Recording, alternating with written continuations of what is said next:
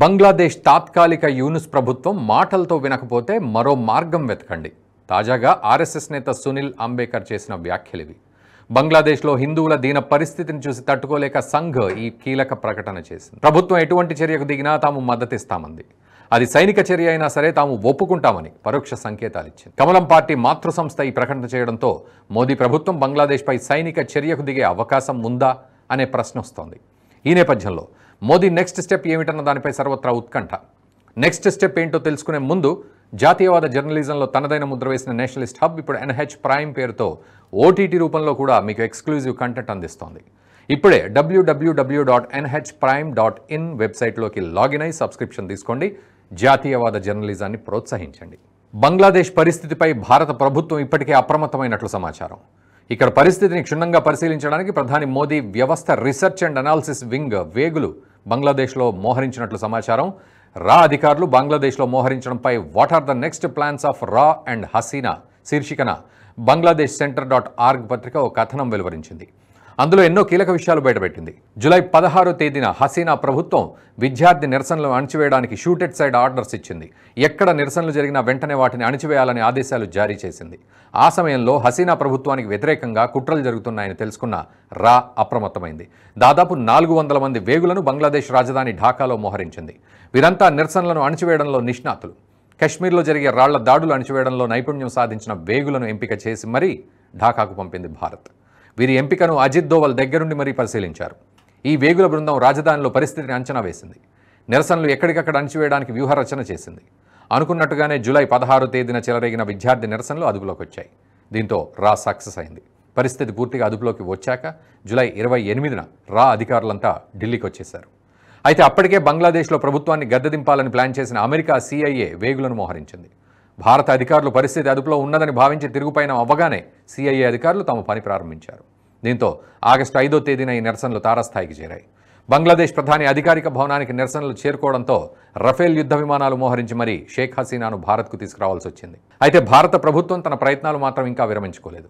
August 5వ తేదీ తర్వాత కూడా బంగ్లాదేశ్లో రా అధికారులు తీవ్రంగానే శ్రమించారు. షేక్ హసీనా గద్దె దిగాక మొహమ్మద్ యూనిస్ తాత్కాలిక ప్రభుత్వ అధినేతగా ఎంపికయ్యారు. అతని నాయకత్వానికి వ్యతిరేకంగా నిరసనలకు రా ప్లాన్ చేసినట్లు సమాచారం. మైనార్టీలపై జరుగుతున్న దాడులకు వ్యతిరేకంగా కౌంటర్ రెవల్యూషన్ నిరసనలకు ప్లాన్ చేసినా విఫలమైంది. వెనువెంటనే ఆగస్టు 15వ తేదీన మరోసారి విశ్వప్రయత్నం చేసింది. కానీ అప్పటికే పరిస్థితి చేదాటిపోవడంతో సాధ్యం కాలేదు. ఇటీవల బంగ్లాదేశ్లో జరిగిన అన్సారీ తిరుగుబాటును కూడా రానే ప్లాన్ చేసిందని బంగ్లాదేశ్ సెంటర్ పత్రిక తెలిపింది. ఇప్పటికైతే బంగ్లాదేశ్ మాజీ ప్రధాని షేక్ హసీనాకు భారత రక్షణ కల్పిస్తోంది. ఢిల్లీలో ఇంటెలిజెన్స్ అధికారులు నివాసం ఉండే ప్రాంతంలోనే ఆమె తలదాచుకున్నట్లు సమాచారం. అనునిత్యం నిఘా వర్గాలు ఆమెను కంట కనిపెడుతూ ఉన్నాయి. బంగ్లాదేశ్లో పరిస్థితి గురించి భారత ప్రభుత్వ వర్గాలు పలుసార్లు ఆమెతో చర్చించినట్లు తెలుస్తోంది. అక్కడ అనుకూల పరిస్థితులు ఏర్పడిన తర్వాత ఆమెను మళ్లీ అక్కడికి తీసుకెళ్లేందుకు ప్రయత్నాలు జరుగుతున్నాయి. బంగ్లాదేశ్లో షేక్ హసీనాను భారత్ అనేకసార్లు కాపాడింది. ఇందిరా హయాంలో దాదాపు 6 ఏళ్ల పాటు షేక్ హసీనా భారత్లోనే తలదాచుకున్నారు. అంతేకాదు 2009లో బంగ్లాదేశ్లో తిరుగుబాటు జరిగితే వారిని అణచివేయడానికి ఏకంగా భారత ఆర్మీ సిద్ధమైంది. 2009లో షేక్ హసీనా అధికార పగ్గాలు చేపట్టిన 2 నెలల్లోనే బంగ్లాదేశ్ రైఫిల్స్ తిరుగుబాటు చేశారు.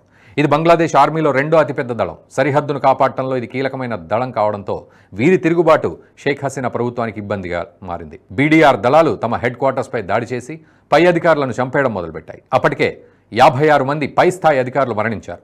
ఢాకా వీధుల్లో జరిపిన కాల్పుల్లో 17 మంది మరణించారు. దీన్ని ఇలాగే కొనసాగిస్తే షేక్ హసీనా ప్రభుత్వానికి ఇబ్బందికరంగా మారుతుంది. దీంతో భారత ప్రభుత్వం అప్రమత్తమైంది. బంగ్లాదేశ్ సరిహద్దు వద్ద సైన్యాన్ని మోహరించింది. పశ్చిమ బెంగాల్ వద్ద కలైకుండ ఎయిర్ ఫోర్స్ స్టేషన్లో 1000 మంది పారా ట్రూపర్లను సిద్ధం చేసింది.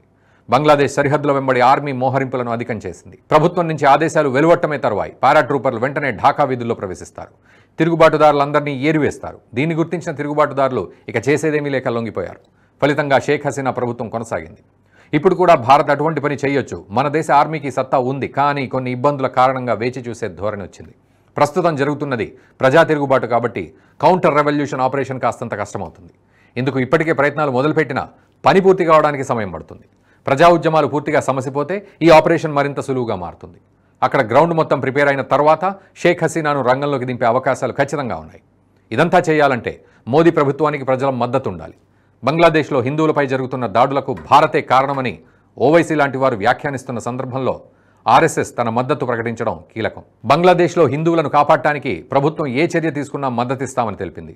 దీంతో భవిష్యత్తులో అనుకూల పరిస్థితులు ఏర్పడగానే భారత్ అందుకు తగిన చర్యలు తీసుకునే అవకాశం ఖచ్చితంగా ఉంది. ఈ వీడియో మీకు నచ్చినట్టయితే లైక్ చేయండి, 10 మందికి షేర్ చేయండి. అలాగే కామెంట్ల రూపంలో మీ అభిప్రాయాలను మాతో పంచుకోండి. Nationalist hub group of channels ను సబ్స్క్రైబ్ చేసుకుని తెలుగునాట జాతీయవాద జర్నలిజాన్ని ప్రోత్సహించండి. ఈ వీడియో కింద ఉన్న బెల్ ఐకాన్ పై క్లిక్ చేయడం మర్చిపోవద్దు.